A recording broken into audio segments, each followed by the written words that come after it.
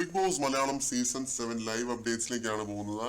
ലൈവിൽ ഇപ്പൊ കാണുന്നത് രണ്ട് പ്രധാന കാര്യങ്ങളാണ് കേട്ടോ. ഒരു സൈഡിൽ അനീഷിന്റെ അഴിഞ്ഞാട്ടം, അനീഷ് ഇക്രമോനായിട്ടും പിന്നെ അനീഷ മോളായിട്ടും ഒക്കെ തകർത്ത് വാരുന്ന ഒരു കാഴ്ചയാണ് കാണുന്നത്.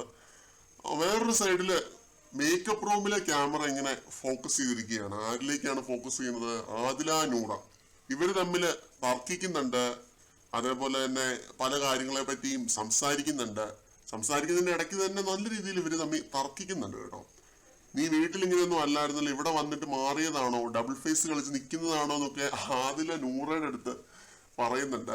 പിന്നെ നൂറ പറയുന്നുണ്ട്, നിന്നെ ഇങ്ങനെ കണ്ടിട്ട് എനിക്ക് ഭയങ്കര ഇറിറ്റേഷൻ തോന്നുന്നുണ്ട്, ഈ രീതിയിലൊന്നും നിൽക്കരുത്, ഇച്ചിരിയും കൂടി ആങ്കർ ഒക്കെ കൺട്രോൾ ചെയ്ത്, anchor is not a solution for anything, അതുകൊണ്ട് നല്ല രീതിയിൽ കുറച്ചുകൂടെ ആക്റ്റീവായിട്ട് എല്ലാവരോടും ഇടപെട്ട് നിൽക്കാനായിട്ടൊക്കെ പറയുന്നുണ്ട്.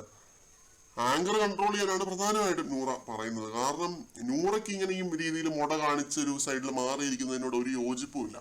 അപ്പൊ അനീഷുമായിട്ട് ആ ഒരു പ്രശ്നം ഉണ്ടായി, അതിൽ നിന്ന് മൂവ് ഓൺ ചെയ്യുക എന്നുള്ള ഒരു കാര്യമാണ് നൂറ ചിന്തിക്കുന്നതെന്ന് തോന്നുന്നു. പ്രേക്ഷകരും അത് തന്നെയാണ് ചിന്തിക്കുന്നത്.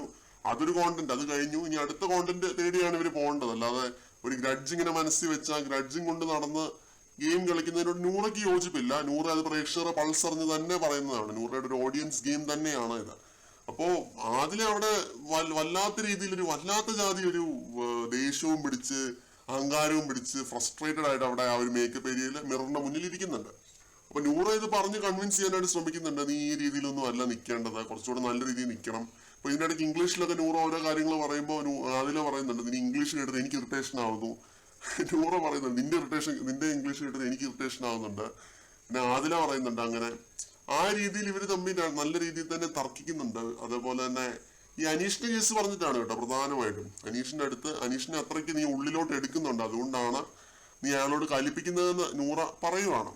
അപ്പോൾ അതിലെ സമ്മതിക്കുന്നുണ്ട്, ഞാൻ ഓക്കെ, എന്റെ ഭാഗത്താണ് തെറ്റ്, ഞാൻ തെറ്റ് ചെയ്തെന്നുള്ള രീതിയിൽ സമ്മതിക്കുന്നുണ്ട്. കാരണം നൂറയുടെ അടുത്ത് അതിലേക്ക് വാദിച്ച് നിൽക്കാനായിട്ട് പറ്റുന്നില്ല. ആദിലയുടെ തെറ്റുകളാണ് നൂറ ചൂണ്ടിക്കാണിക്കാനായിട്ട് ശ്രമിക്കുന്നത്. അപ്പോൾ സ്വാഭാവികമായിട്ടും വാദിച്ച് നിൽക്കാനായിട്ട് പറ്റത്തില്ലല്ലോ, കാരണം ആദിലയുടെ ഭാഗത്താണ് തെറ്റുകൾ കൂടുതലും.